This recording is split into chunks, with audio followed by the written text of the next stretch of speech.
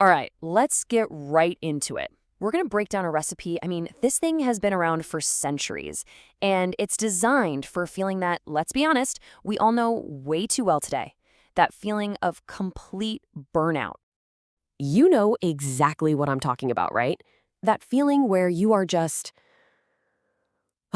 bone tired. And it doesn't matter how much coffee you drink, it just doesn't seem to make a dent. It's that really deep core level fatigue, the kind that leaves you feeling totally weak and just empty. What's so cool is that traditional wisdom has a really fascinating way of looking at this.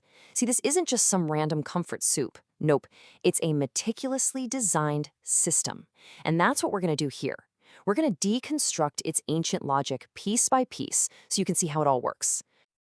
Okay, so first things first, what is this soup really all about? Let's get right to the heart of what it's designed to do, and maybe more importantly, who it's actually for. So the specific state the soup is meant to address is called qi and blood deficiency. In traditional terms, that's seen as the root cause of that deep-seated exhaustion and weakness. A good way to think about it is like your body's internal batteries and your nutrient reserves are both running on empty. And this soup, well, it's the formula designed to charge them back up. And here they are. This is the all-star team, the 6 key players that form the foundation. Now, each one of these has a very specific job to do, but their real power, well, that doesn't come from what they do alone. It's all about how they work together. And that right there, that brings us to the most brilliant part of this whole thing, synergy. The true genius of this recipe isn't just the ingredients themselves, but the precise combination and the ratios. It is an absolute masterclass in creating balance. Okay, check this out. This is a perfect example of that synergy in action, the partnership between Huang Qi and Dong Shen. Think of Huang Qi as the powerhouse, right? It's the main force that gives you that direct energy boost. But then you have Dong Shen, the crucial harmonizer. Its job is to gently support your system, specifically the spleen, to make sure your body can actually absorb all that good stuff. So one provides the raw power, and the other makes sure you can actually use it. It's brilliant. And here's another key principle, which might sound a little weird at first.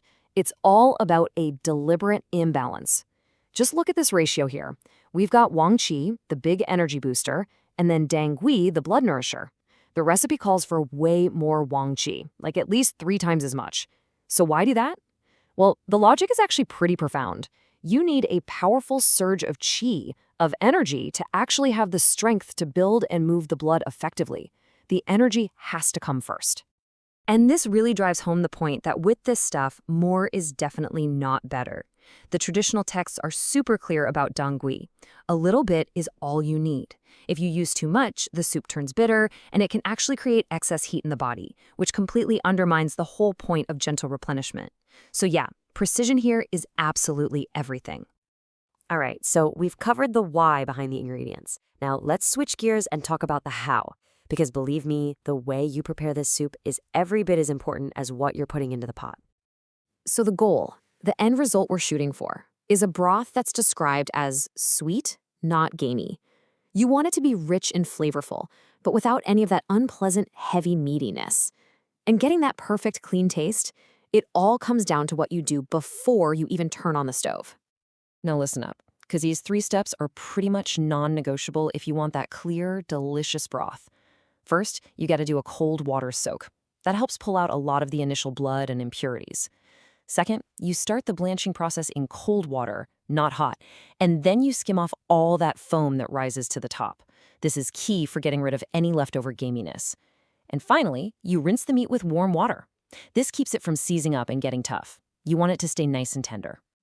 But, this isn't some rigid one-size-fits-all formula. That's one of its greatest strengths. It's adaptable.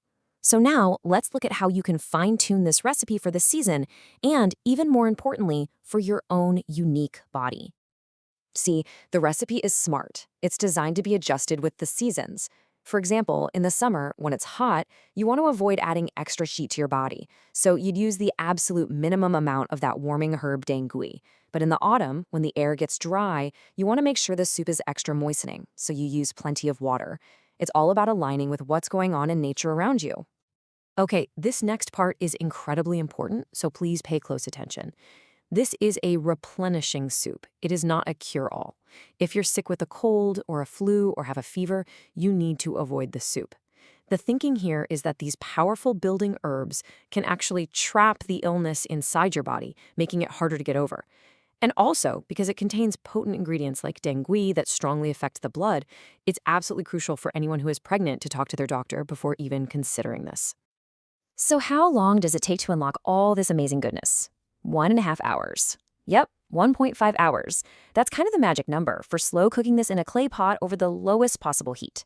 You really need that time to let all those herbal essences fully infuse into the broth. All right, so as we start to wrap this up, let's just distill everything we've talked about down to the core principles. Because really, this is about more than just one soup recipe. It's a kind of blueprint for a more balanced way of thinking about wellness. It really all comes down to these 4 big ideas. First, synergy over single ingredients. The real power is in the team. Second, ratios dictate the balance. It's all about precision. Third, preparation unlocks potency.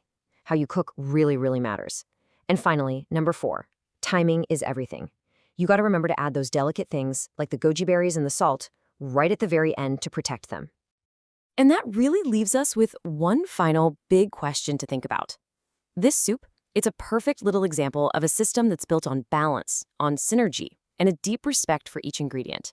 So the question is, how can taking that ancient logic, that way of focusing on the whole system instead of just the isolated parts, how could that transform your own approach to wellness in our fast-paced modern world?